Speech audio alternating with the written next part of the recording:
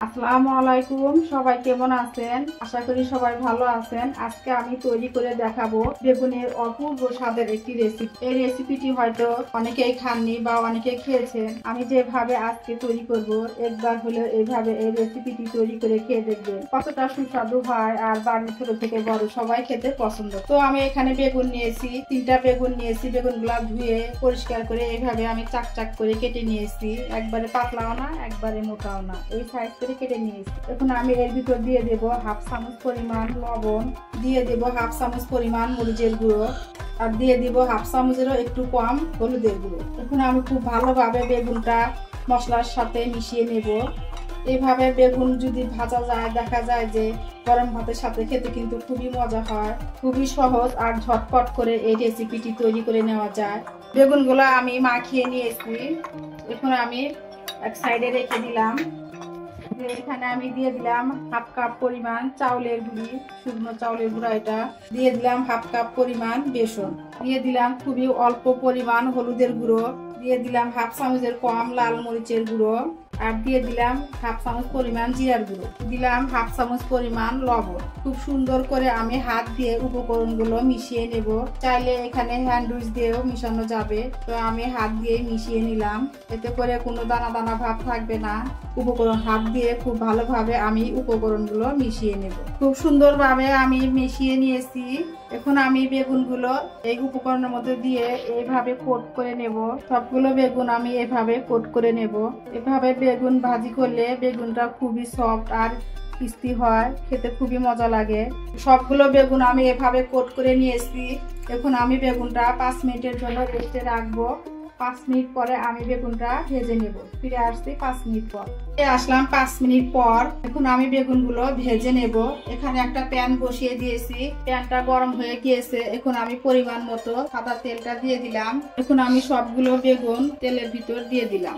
এখন আমি সবগুলো বেগুন প্যানের ভিতরে দিয়ে দেব। আপনারা যারা আমার ভিডিওটি দেখছেন, প্লিজ দেখার শুরুতে একটি লাইক দিয়ে দেবেন। আপনাদের একটি লাইক আমার ভিডিওটি অনেকের কাছে পৌঁছে দিতে সাহায্য করবে। আর যদি বেশি ভালো লেগে থাকে তাহলে আমার চ্যানেলটি সাবস্ক্রাইব করে দিবেন। সাবস্ক্রাইব করে পাশে থাকা বেল বাটনের অল অপশনটি প্রেস করে দিবেন, যাতে করে আমি কোনো ভিডিও ছাড়ার সাথে সাথে আপনাদের কাছে নোটিফিকেশন চলে যায়। আর যারা অলরেডি এই কাজটি করে দিয়েছেন, আপনাদের সবাইকে জানাই অসংখ্য অসংখ্য ধন্যবাদ। তো বেগুনগুলো আমি তেলের ভিতরে দিয়ে দিয়েছি, সবগুলো বেগুন। এখন আমি বেগুনটা 2-3 মিনিটের জন্য ঢেকে দেব। ফিরে এলাম 2 মিনিট পর। চুলার আঁচ আমি মিডিয়ামে রেখে বেগুনগুলো ভেজে নেব।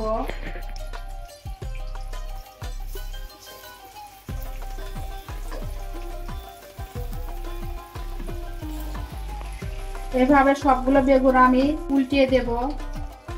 দেখুন বেগুনগুলা কিন্তু অনেক নরম হয়ে গিয়েছে, একটু কালার চলে এসেছে, লাল লাল কালার। আমি আবারও একবার ঢাকনা দিয়ে ঢেকে দেব। এভাবে চুলার আঁচ কমিয়ে 2-3 বার উল্টে পাল্টে ঢাকনা দিয়ে নেড়ে চেড়ে বেগুনটা ভেজে নিতে হবে। আবারও ঢাকনা দিয়ে ঢেকে দিলাম 2 মিনিটের জন্য। ফিরে এলাম আবারও 2 মিনিট পর।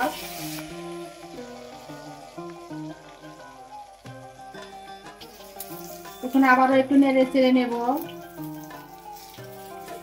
বেগুনটা কিন্তু ভাজা হয়ে গিয়েছে। দেখুন কত সুন্দর কালার হয়েছে। উপরটা একদম মুচমুচে, ভিতরটা একটু নরম। খেতে কিন্তু খুবই ভালো লাগে গরম ভাতের সাথে এভাবে ভাজি করলে। আমার বেগুনটা ভাজা হয়ে গিয়েছে। এখন আমি বেগুনটা নামিয়ে পরিবেশন করে নেব। তৈরি হয়ে গেল বেগুনের এই রেসিপি। এভাবে একবার বন্ধুরা তৈরি করে খেয়ে দেখবেন। গরম ভাতের সাথে খেতে খুবই সুস্বাদু হয় আর খুবই স্বাস্থ্যসম্মত। এই খাবারটি খেতে অসাধারণ লাগে, ছোট থেকে বড় সবাই খেতে পছন্দ করবে। তো বন্ধুরা, আমার আজকের এই রেসিপিটি কেমন হলো অবশ্যই কমেন্ট করে জানাবেন। আশা করছি আপনাদের সবার কাছে আমার আজকের রেসিপিটি ভালো লাগবে। তো বন্ধুরা, পরবর্তী ভিডিও দেখার আমন্ত্রণ রইল। সবাই ভালো থাকবেন, সুস্থ থাকবেন। আজ এই পর্যন্ত বিদায় নিচ্ছি। আল্লাহ হাফেজ। আসসালামু আলাইকুম।